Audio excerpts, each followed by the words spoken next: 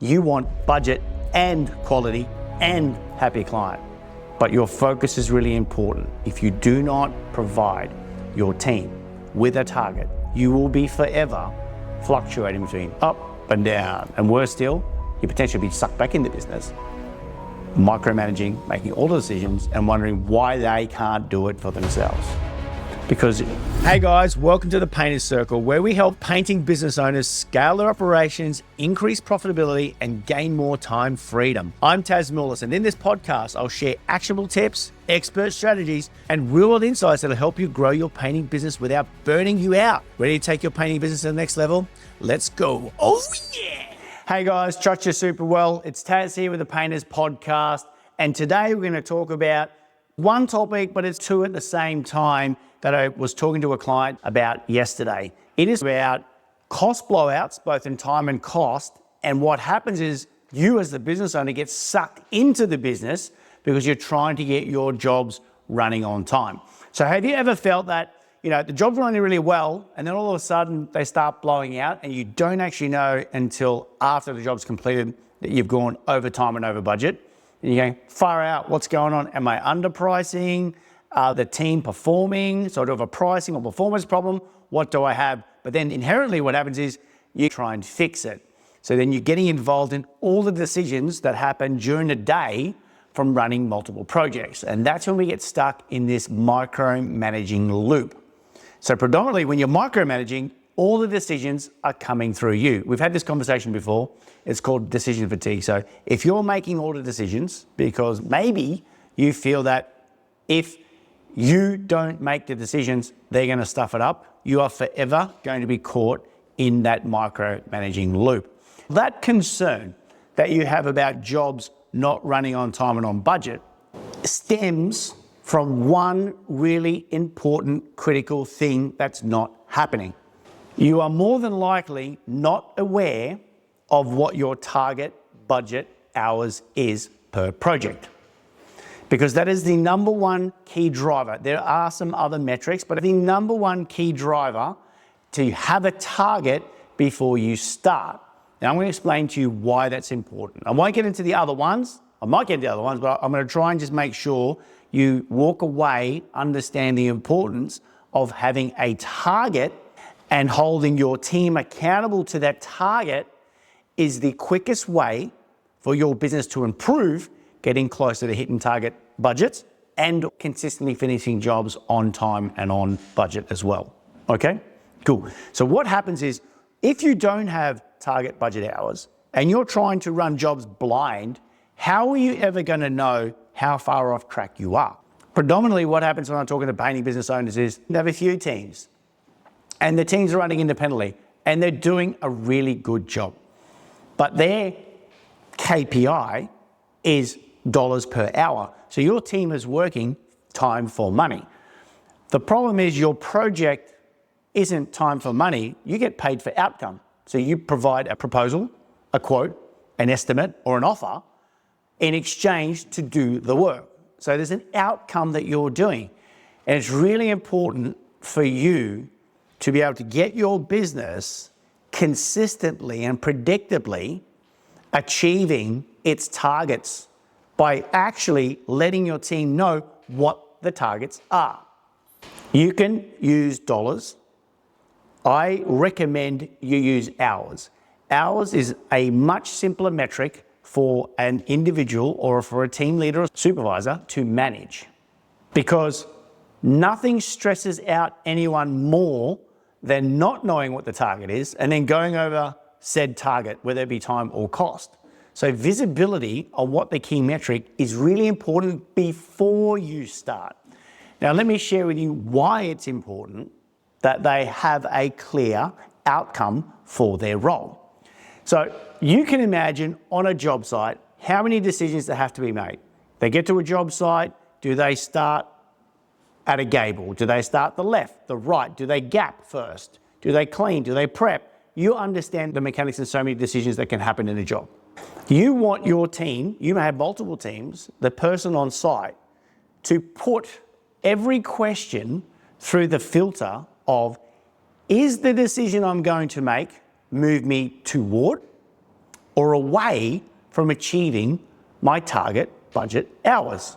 So is my actuals going to hit what I'm aiming for? And that includes every single decision. So if your team leader calls you up and says, hey Taz, the client has asked us to do this extra bit of work, or should I go to the shop and get some more paint? Or do I go back to the shed and pick up more scaffold? Whatever the conversation is that they say.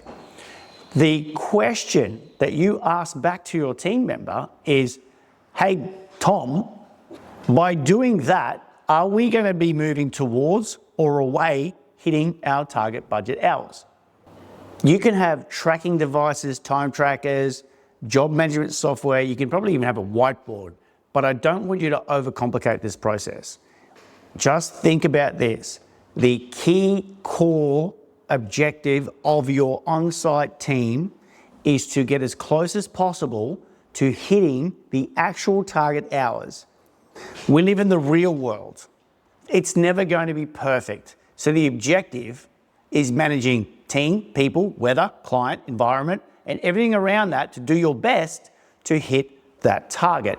Now, over time, there's going to be jobs that run under, on it, a little bit over, but overall, you want your teams, on average, getting as close as possible. Now, hear what you're saying, Taz. You're probably saying, Taz, why can't they always hit the target? You want them to hit the target, but more importantly, you want your team to run the projects without you micromanaging them. Isn't that the whole point? So if you have to go, every decision has to go through you and you have to micromanage every decision, then that is not going to help you or your business. So what we're trying to do is manage the cost blowouts. There's going to be variations, but over a month, a quarter, 6 months, and a year, you want to be able to minimize the variations. You want jobs blowing out and jobs going way under, jobs blowing out, because there's two problems probably happening. You've got a pricing problem. You're either underpricing or overpricing and you're not hitting the mark. And there's a problem with both, by the way. There's performance problems. And usually, when I say usually, I'm talking 9 times out of 10 or more. It's not a performance problem. Every painting business that I've looked into where they weren't hitting their target budgets came down for 2 reasons why they weren't doing it. One, they didn't have a target set. So the teams are just running, doing the work the best of their capacity and best of their capabilities, but not actually having a target to hit. So if you aim at nothing, you're sure as well going to hit nothing.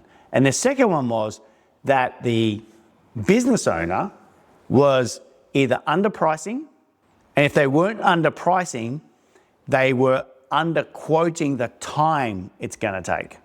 Just tell you now from my experience, over 90% of the time, it wasn't down to the team taking the piss and underperforming. Came down for 2 reasons. 1, no target. 2, an underpricing or under hours allowance for the job. Now, why is it important to have a target and have the right allocated hours for you and your business so the jobs don't blow out? I'm going to share with you right now. Because the whole purpose of finding out what the actuals are, so you have a target, then you have an actual, is not to go, that was good, that was bad, getting cranky, getting happy.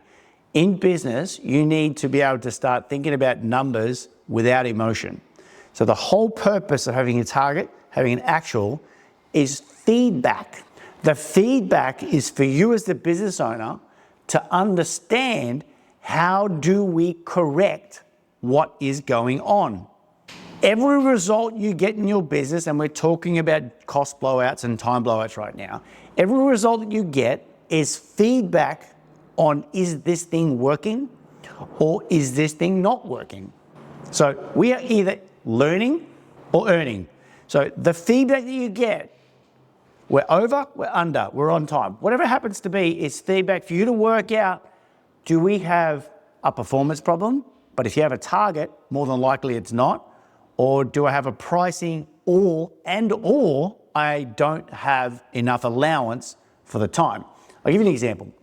I was recently talking to a painting business owner that when we pulled apart his pricing versus his running costs, overheads, and cost of sales, his pricing was fine. We pulled apart another quote and went, based on what you're telling me, your pricing seems fine. Let's have a look under the hood and go, if your pricing's fine, let's see how many hours it's taken to actually complete the job. So although his pricing up front, when he was providing the estimate, the quote, the proposal to the client, looked fine, he never set a target budget for that job. So the allowable hours that he had for that job were too high. So they were hitting a target that was way above the allowance. So what I'm trying to say is, instead of actually reviewing the pricing, he was undercutting the hours to win the job, because he was making a very common mistake I see business owners make. And that is, while they're presenting the proposal, the quote, or typing it up, they do this thing and they look at it and they go, wow, that seems too high. And then they start dropping it. And they go, I can do it quicker. I can do this, I can do that. Now, you may be able to do that and you may not be able to do that. But unless you have the correct target and you move towards that target, you don't actually know if it's correct or not. Hence why I'm saying the feedback that you get is so important. It doesn't matter if you're under or over. It just matters what it is, because that feedback will determine where do we need to correct. I want to extrapolate this a little bit further. Let's say you're running 2, 3, 4, 5, 6 teams, okay? You're running 5, 6 or more teams. It's unlikely that you can run around to all the jobs to see how they're performing and how they're tracking, okay? Fair to say, consistently it's gonna be very hard. Just quickly, guys, if you're a painting business owner and you're overworked, overwhelmed, and underpaid, we can help. Hit the link below in the show notes to learn more. Now back to the episode. The data, giving the team the target, someone tracking the actuals, you're watching the difference between the actual and the target. So that is what you're working out. Potentially, you're pricing all the jobs the same way, but you have one team that is consistently under target 10%. You give them all the jobs that you can give them, and they're always under. Wow, this is really good. My price is on point. And then you have another team, they're consistently over budget. So you look at their jobs over a quarter, over 6 months, you go, you know, there's some unders and overs, but on average, team A is 10% under, team B is 10% over. And I can hear you thinking, well, team B's taking the piss because the pricing is the same. We better crack the whip or give them some training or do something. Or do something where we can help them get their 10% overs back to where it is. Because if we've got team A that can consistently go under budget 10%, why is it, and there's a 20% difference, why can't we bring this team down? That's one way to look at it. I know we found in our business that what we worked out is that our team B didn't quite perform when they were working on brand new residential construction. When they moved into residential repaint, they got their averages down and were going consistently under target. So it wasn't necessarily that team B was underperforming, it was that team B, their skill sets were made for a different type of work. What I'm trying to share with you right now is understanding the feedback is what you want. Everything in your business is giving you feedback. So when we're talking about cost blowouts and time blowouts, rather than just going, I'm gonna go in, I'm gonna fix it, I'm gonna run it more efficiently, we're gonna put in all these efficiency systems in there, which does have its place. But when you're tweaking with the 1 and 2%ers, it's hard work. Take a step back and go, okay, for our projects to be able to run predictably towards a target, 1, they need a target. 2, I need to communicate that target to the individual. And 3, I need to coach, train, and assist this team member in answering the questions themselves and put it through the filter. Is the thing we're doing today, this week, going to move me towards the target or away from the target? From an excerpt of a poem called Mastery. And I think it's Stuart Emery. And he mentions this thing called correct, don't protect. This is a prime example of that. Most business owners I speak to, and we're just talking about cost blowouts and time blowouts, when these cost and time blowouts, they go straight into micromanaging, they go straight into defending quoting, they go straight into defending pricing, they go straight into defending their systems and processes. They're trying to protect their position. And I understand that. The problem is when you come from a position where you're trying to protect something, you're not open to learning from the feedback where the actual gap is. Don't protect, for me, means whenever I get feedback, look for the correction. Don't try and protect my position, because the more you defend your position, the less likely you're going to learn and correct. Another way of saying that is, in football, in big games, they talk about how defense wins games. In business, playing defensive all the time doesn't win games. It only protects your position from losing, and not losing is not winning. So I really want you to understand, and I know it may be difficult to work it out, but if you can understand and look at the jobs that you're doing and break it down to a very simple core metric, meaning man hours, and train your team leaders, supervisors, or leading hands, whoever's running the job, that their job is to manage this project and get as close as possible to hitting the target budget hours. Over time, you are going to get more consistent, more predictable outcomes from getting jobs finishing on time and on budget. More importantly, without you micromanaging the team. Now, I did mention there's a couple other metrics. Outside of hitting the target hours, we have a level of quality, because, funny enough, you may have had this experience yourself. I'll share with you in a minute. I've had teams in our business that were consistently under their target budget. I'm talking like 50% under. So we price all our jobs the same. I had one team that was 30, 40, 50% under target budget hours. Okay? Wow. You go, woohoo, you want every job to finish 50% under. I do, in context. However, I had to ask the question, how are we consistently on these jobs that much under, but everywhere else hitting target? Because we priced the same. And on further investigation, I worked out that this particular team was cutting corners. Now, they were doing the best that they thought they could, and they took the target very seriously. They wanted to smash the target, not just beat it, smash it. And I love that thinking. You don't want to ever hold someone back from performing at their best.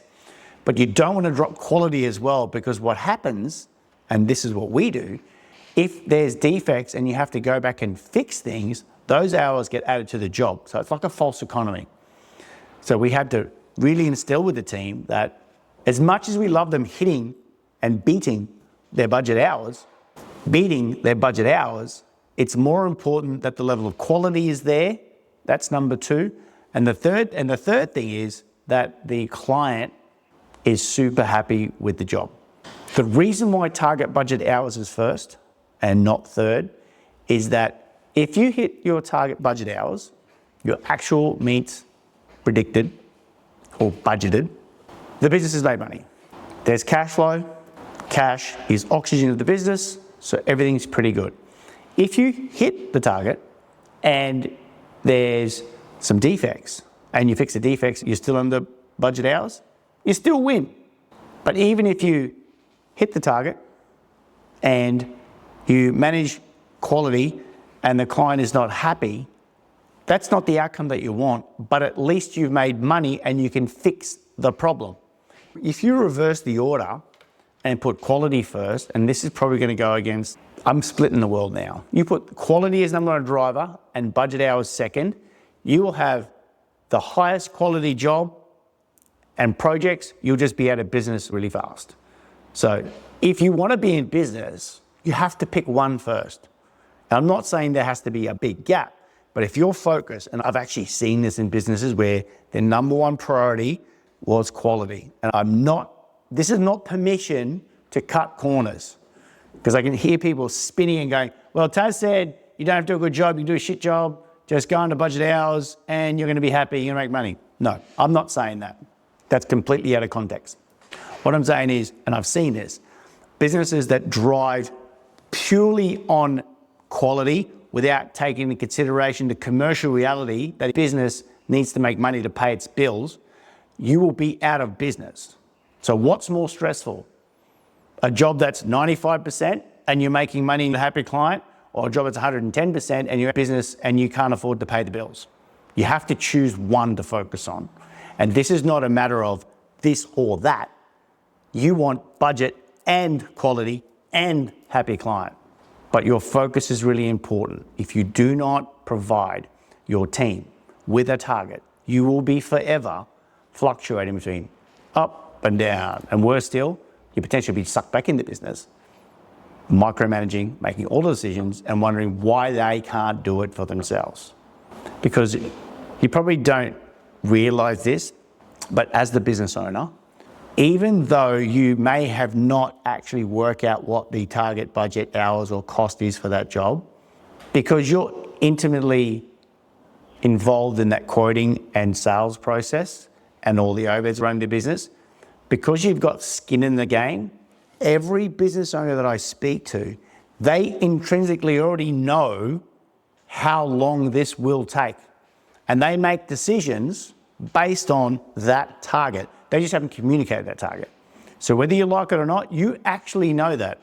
The next step is communicating it to the right people so you can avoid those cost blowouts, you can avoid micromanaging jobs, and you can get those jobs more predictably and more consistently making you money.